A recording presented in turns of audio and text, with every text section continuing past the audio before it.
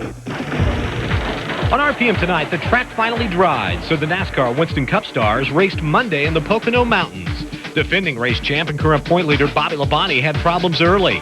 Rusty Wallace appeared to have the dominant car, but his plans for a trip to victory lane went down the drain with a final 4-tire stop. However, it was Rusty's teammate, Jeremy Mayfield, rattling the Intimidator's cage in the end. We'll wrap up all of the day's action from Pocono next on RPM Tonight. Going green, this time 5, going green, this time 5. Bring them down.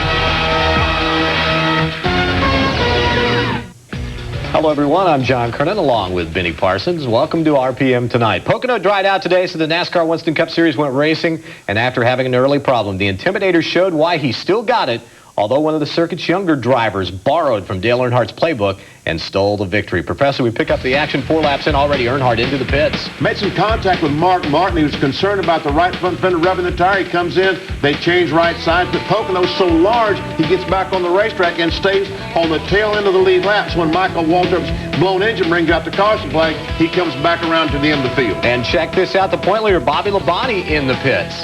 Broken exhaust pipe. They were concerned about it. Looking at it, when I first saw that, I said, my goodness, he's out for the day. His teammate, Tony Stewart, though, looked very strong. Lap 53 takes the lead from Mike Skinner, led 38 times on the day. But the man who really had it going, Rusty Wallace, Benny. Led over 100 laps, 102 laps Rusty Wallace led, and it looked like it was his race as he goes by Tony Stewart. But problems now for Ricky Rudd. He had a strong run, was in 23rd, and then boom, look at this. Runs in the back of Kenny Irwin when they tried to slow down to avoid the spinning Jimmy Spencer. There we see him just run in the back of Kenny Irwin, but it knocks the grill out. The team, concerned about the aerodynamics, spent a lot of time trying to put a new grill in the car. Meanwhile, back up front, the race for the lead. This time it is Tony Stewart with 38 laps to go, getting around Rusty Wallace, looking for his 3rd straight win.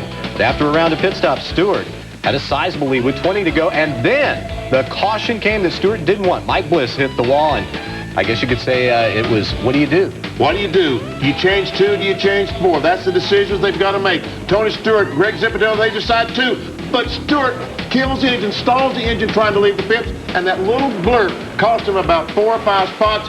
We see Rusty Wallace, they decide to change 4. Bill Weber knows they're in big trouble when he looked out and saw all those cars in front of them. And Dale Earnhardt came in 5th, came out with the lead until this last lap. Coming off with a checkered flag, a bump from Jeremy Mayfield. Earnhardt goes up the hill. Mayfield goes on to the checkered flag. Dale Jarrett will finish 2nd. Earnhardt goes back to 4th. But he says, hey, Jeremy, on the cool-down lap, you, my friend, are number 1. Take another look at it. Just slight contact, as you said, John. Jeremy Mayfield knew exactly what he was doing, and he said in victory lane, trying to rattle his cage. He did, and his crew started celebrating. The win is the 3rd of Mayfield's Winston Cup career, his 2nd this year. In fact, he's won 2 of the last 6 races, now has 2 victories at Pocono. But what about that bump and run on Earnhardt? Matt Yoakum caught up with Jeremy in victory lane.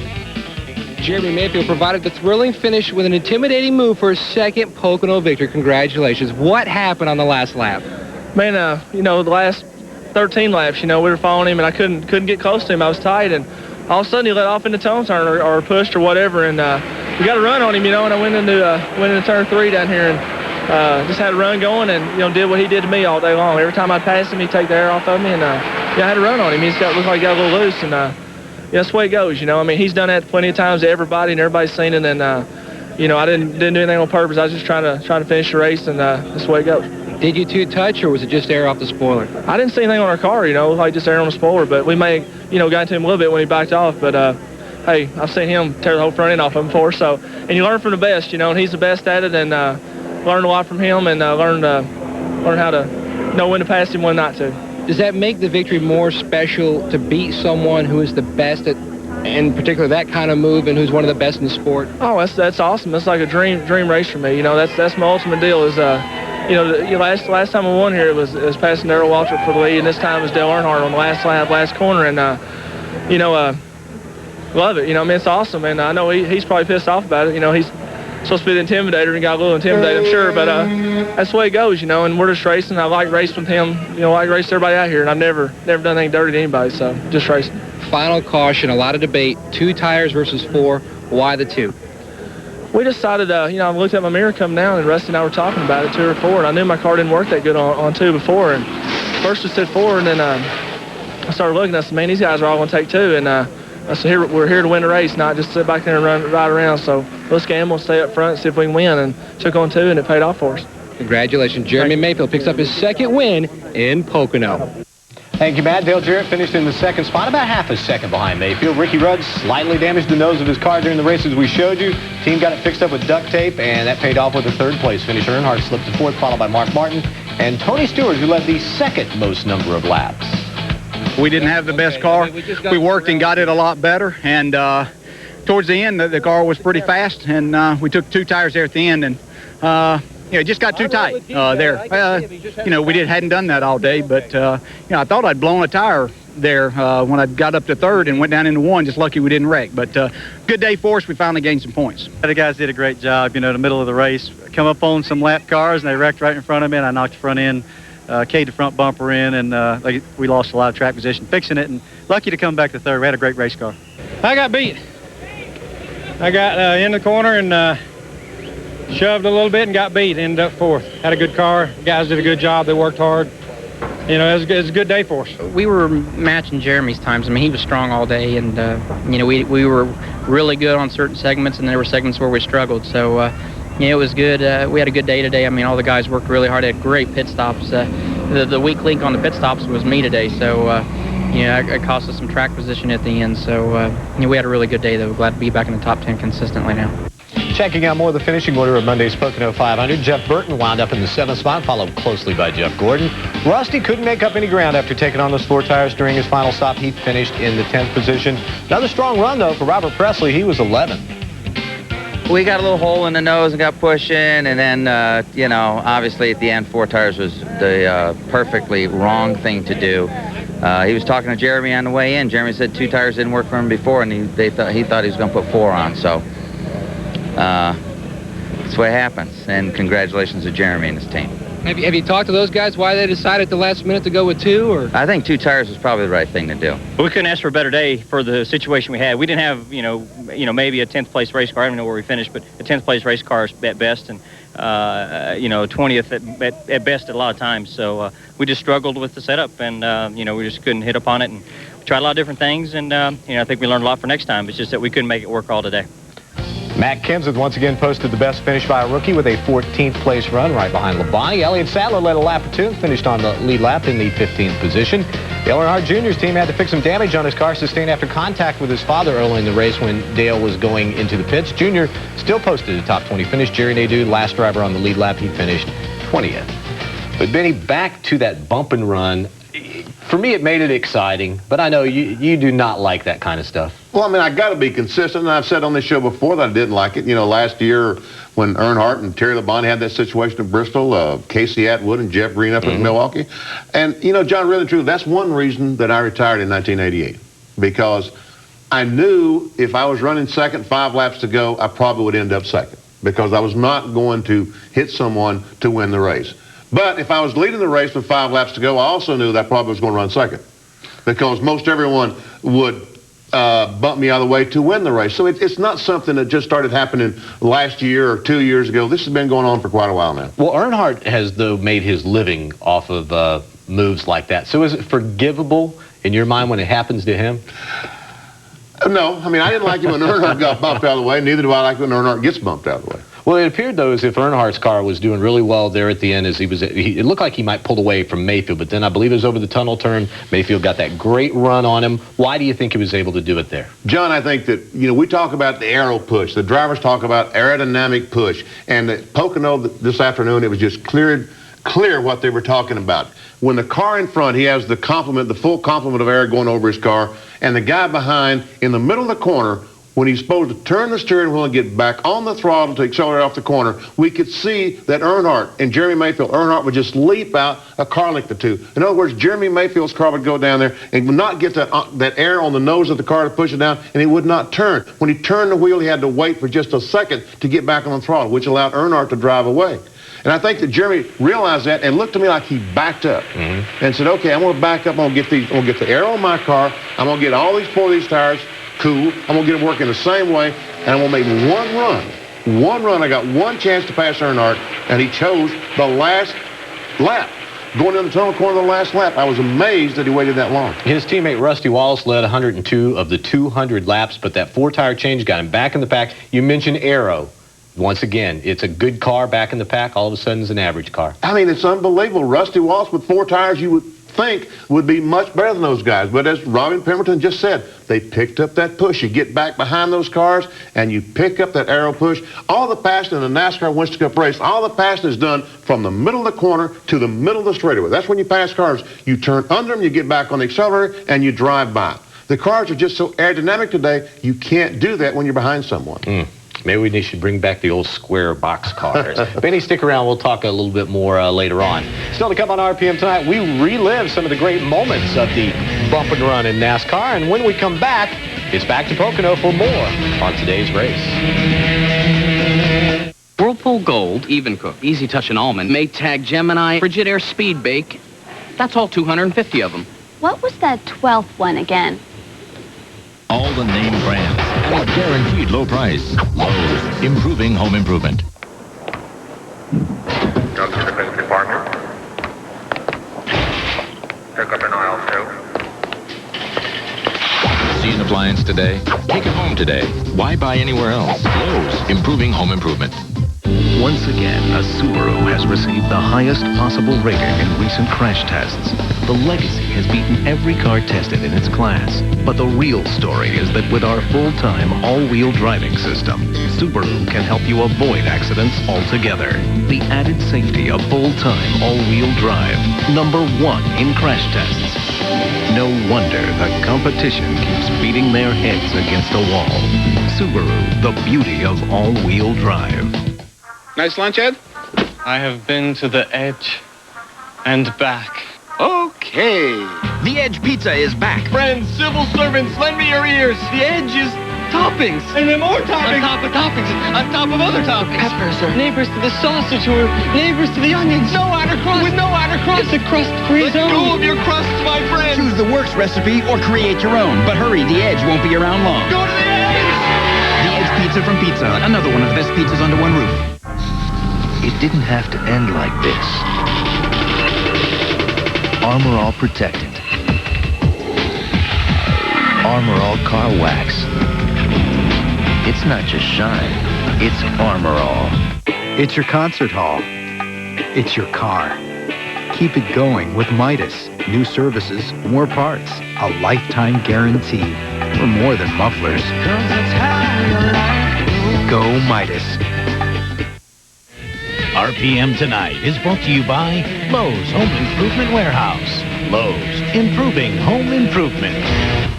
Kevin LePage had a top 10 going until he made contact with the wall. LePage still finished only one lap down in the 26th spot. Ward Burton also had a top 10 in hand, but had to pit late after making contact with the wall. He wound up 27th. Brett Bodine led some laps, appeared poised to finish in the top 20, but had some engine problems. Wound up 32nd, 18 laps down. Johnny Benson spent most of the first half of the race in the top 10, but also experienced engine trouble and finished 34th. It seems as if every year something happens in a Winston Cup race that causes everybody to focus on it for several weeks. So far this season, 2 things have happened that have stirred the conversation, and both have involved Jeremy Mayfield. First, it was the fuel additive at Talladega. Now, Matt Yoakum says it's the punishing pass at Pocono. For 183 laps, Dale Earnhardt worked his way to the front. After a 2-tire pit stop with 15 laps to go, Earnhardt found himself in the lead. On the final lap, final corner, a 2-time winner was not intimidated. Instead, Jeremy Mayfield pulled off the classic Earnhardt move for the win. We got a run on him, and I went into turn 3 down here and just had a run going and, did what he did to me all day long. Every time I'd pass him, he'd take the air off of me, and, I had a run on him. He looked like he got a little loose, and, that's the way it goes, he's done that plenty of times to everybody, and everybody's seen it, and, I didn't do anything on purpose. I was just trying to finish the race, and that's the way it goes. I got beat. I got in the corner and shoved a little bit and got beat. Ended up 4th. Had a good car. The guys did a good job. They worked hard. It was a good day for us. He's probably pissed off about it. He's supposed to be the intimidator and got a little intimidated, I'm sure. But that's the way it goes, and we're just racing. I like racing with him. I like racing everybody out here, and I've never done anything dirty to anybody, so just racing. NASCAR has a 5-decade-old tradition of close racing with thrilling and sometimes controversial finishes. It's what built and still drives the popularity of the sport. After Monday's finish, the debate rages on again. To use or not use the bumper. That's probably a boyhood dream right there for Jeremy to run against Dale and to win a race, come down right to the end of it like that. And what else can you do? You learn from the best, don't you? Earnhardt's the best. You don't protest. This is NASCAR Winston Cup racing. Everybody puts their pants on the same way. Everybody sits in the seat the same. I mean, this is racing, baby. It's part of it. I think Daddy would have probably made the same attempt if he was Jeremy, and I know I would have. Anything to win a race, especially Jeremy. He's young and likes and really enjoys winning, and probably don't do it as often as he likes. So he's got to take advantage of that. And I didn't hear Daddy complain about it, so that's just the way it is. Controversial or not, Jeremy Mayfield's Pocono victory continues his newfound momentum for yet another week. Over the last 7 events, he's led 6 and won twice. Next week is Sears Point, a track where he scored and hopes to improve on his best career road course finish of 7th. In Long Pond, Pennsylvania, I'm Matt Yoakum, ESPN. Checking out the point standings, Bobby Labonte continues to lead it, but his advantage over Earnhardt has shrank to just 57 points. Dale Jarrett moves back into serious contention. He's 3rd. Ward Burton's brush with the wall cost him a spot in the standings. He's now 4th, while Jeff Burton and Rusty Wallace round out the top 6.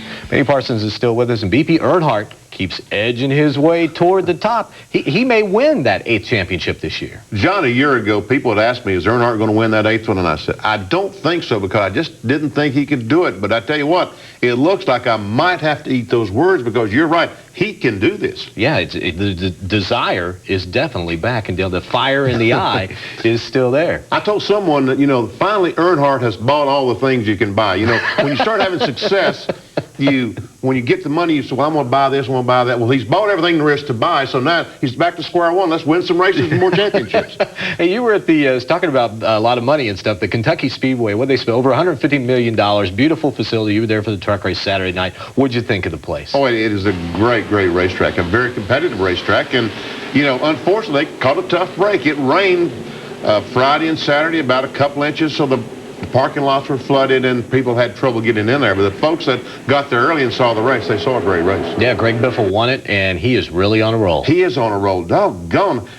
But again, even the trucks, as much air as they push around, it looks like that the truck out front, when Biffle got out front, that the guys behind would start racing and just kind of allowed Biffle the last 50 or 60 laps. He really didn't have anyone seriously contend for the win. Now, the Busch Series at Myrtle Beach on Saturday night, you said last week all Jeff Green has to do now is worry about winning. He won again. Isn't it nice to have won a couple of races, to have a 250-point lead in the point championship, so you can just go out there and say, okay, I think I'll pass it. Nah, maybe I won't pass this guy. I'll just take my time. You can really do some nice things when you don't have to panic. All right, Benny, thank you very much. And we won't see you next week, but I'll see you out at Sears Point for the road course race next week. All right, John. Next on RPM tonight, the Bump and Run, a controversial NASCAR art form. Look at my car. Does it look like I can afford car insurance? Call and see. I know I'm supposed to have car insurance, but how can I afford it on my budget? Call and see. Getting busted without car insurance is a real nightmare. How do I prevent this from happening to me again? Call and see. Don't risk costly fines and the loss of your license. Call 1-800-SAFE-AUTO now and get guaranteed low monthly payments to fit your budget. 1-800-SAFE-AUTO. The No Excuse event is on at Race Common Discount Mitsubishi. Own a fuel-efficient 2000 Mitsubishi with 0 down and interest rates as low as 1.9, or lease a nicely equipped Galant or the sporty Eclipse for as low as $199 per month, or a Montero Sport for $269 per month, all in the most popular colors. The No Excuse event is on. See us now. Race Common Discount Mitsubishi, Indy's #1 volume dealer, 1/2 mile north of the Greenwood Park Mall, where we stock them deep and sell them cheap. Get me the control room now. This is Jones. What are you doing in my control room? We've got your anchors. We want Saturdays and our own show. We're the #1 sport in the world. We deserve to be seen. I don't think I'm gonna make you guys. I gotta go to the bathroom. All right, who else has to go? MLS Soccer Saturday on ESPN and ESPN2. Following Monday's Pocono 500, Dale Earnhardt made it clear to Jeremy Mayfield that He thought he was number one after knocking him out of the way to win the race, but hey, that's just racing in the sometimes wild world of NASCAR. It's not the first time it's happened, and it certainly won't be the last.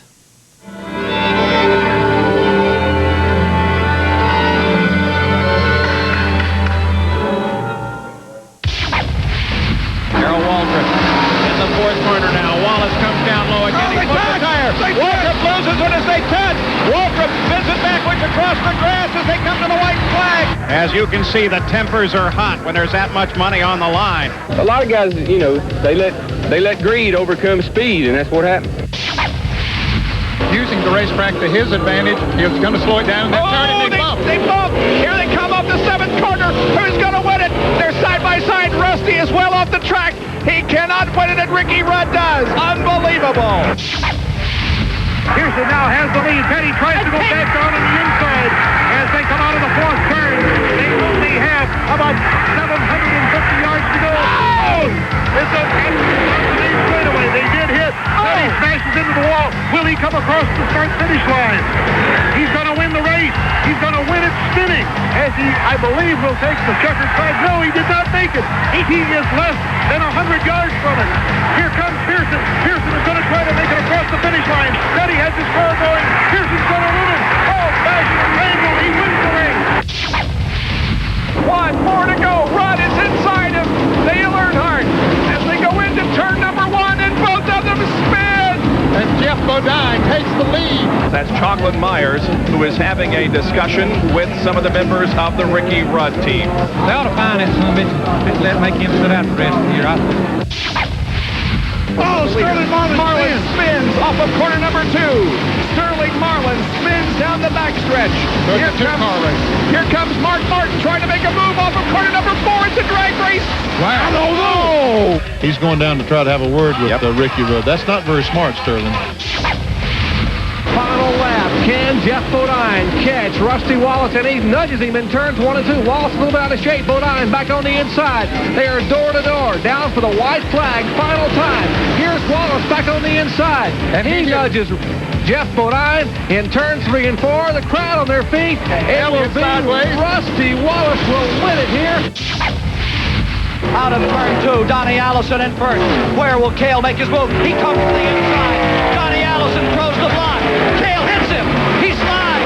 Donnie Allison slides. They hit again. They climb into the turn. They're hitting the wall. They're head on the wall. They slide down to the inside. And there's a fight between Cale Yarborough and Donnie Allison. Earnhardt was leading, and Terry Labonte was running second. I was running third, and I booted Terry a little bit going into turn 3. He bumped into Earnhardt. They both spun out. I won the race. It had to be a gift from God because I couldn't have done it any other way. Here they are. Rudd is there. 11. Oh, and Davey Allison is spun. Rudd has shown the black flag. Davey Allison has shown the checkered flag. This is about one of the darndest calls I've seen made in a long time. Champ car driver Paul Tracy has been involved in several bump and run incidents during his career, but he wasn't able to get close enough to the front on Sunday at Detroit to try that move. Tracy was excluded from the field after making contact with his fueler, Jeff Simon, during a pit stop.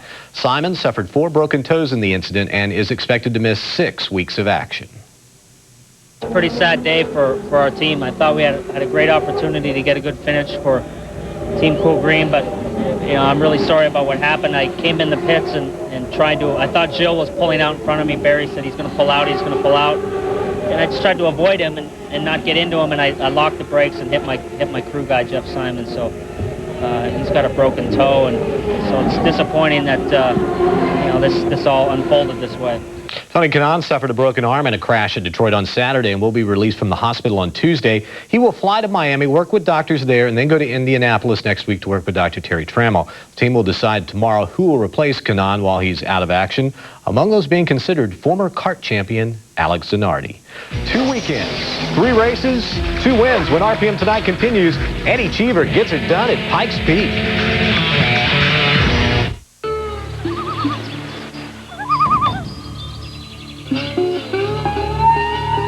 Introducing the first Suzuki ATV, available in your choice of manual or automatic transmission. The Quad Runner 500 and all-new Quad Master 500.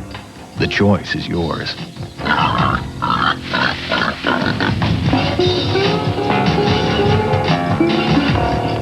Get a Suzuki Quadmaster 500, 0 down, 9.9% financing. Hurry, this offer won't last. Hey, you look amazing. Introducing a totally effective breakthrough in anti-aging. New job? New romance. Well, something's new. With an exclusive vitamin B and E complex called Vitaniacin. You really look fabulous. New Total Effects from Olay.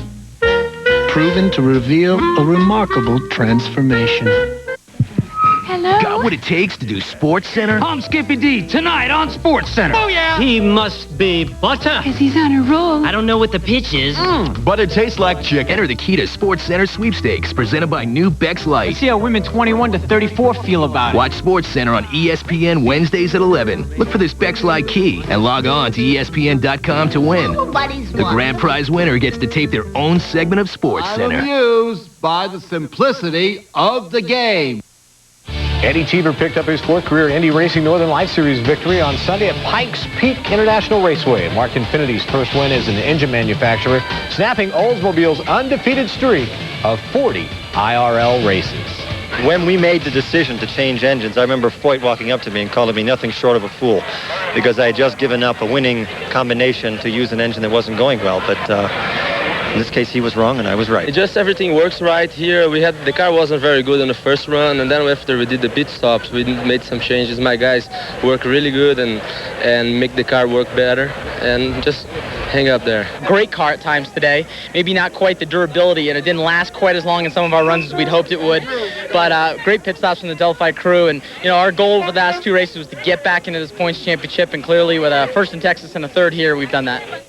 And with just 3 races remaining on this year's schedule, Cheever has taken over the top spot in the chase of the championship, but he's only 8 points ahead of Buddy Lazier. Cheever said over the weekend he thought the winner of Sunday's race at Pikes Peak would win the title, so look for him to do his all so that he'll be known as a man of his word. Of course, Cheever's win was the first for Infinity, and while we're talking engines, check out Monday's Fast Fact. We'll be right back.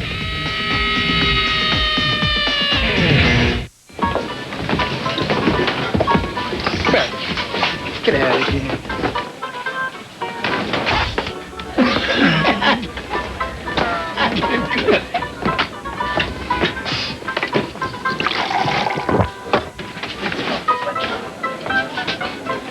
What? You want to dance, old man? Want strong bones? Calcium may help prevent osteoporosis. Here at Cooper Tires Test Track, they're developing some pretty impressive tires.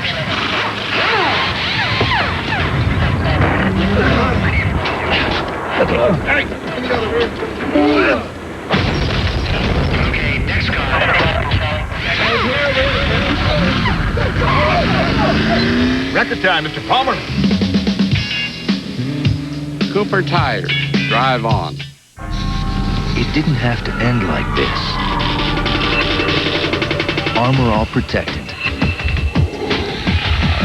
Armor All Car Wax. It's not just shine, it's Armor All.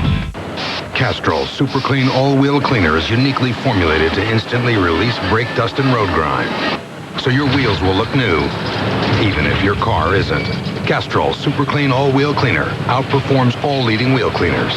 Kart drivers head to the Pacific Northwest where races are won and lost in the treacherous festival turns of the natural road course at Portland International Speedway. The Portland 200, Sunday at 7 on ESPN2. Here's a look at the rest of the unofficial results for Monday's Pocono 500. Michael Waltrip headed into the race with a lot of hope, but that hope was dashed 35 laps into the event when his engine blew. Waltrip was credited with a 43rd place finish. Bill Elliott also looked like he might run up front during the day, but had some problems, pulled it into the garage area late, and wound up finishing in the 38th position. Jeremy Mayfield, the winner at Pocono on Monday, plans to be here Tuesday night at 7 o'clock Eastern, along with Jan Beek, Dr. Jerry Punch. We'll see you then. Good night, everybody.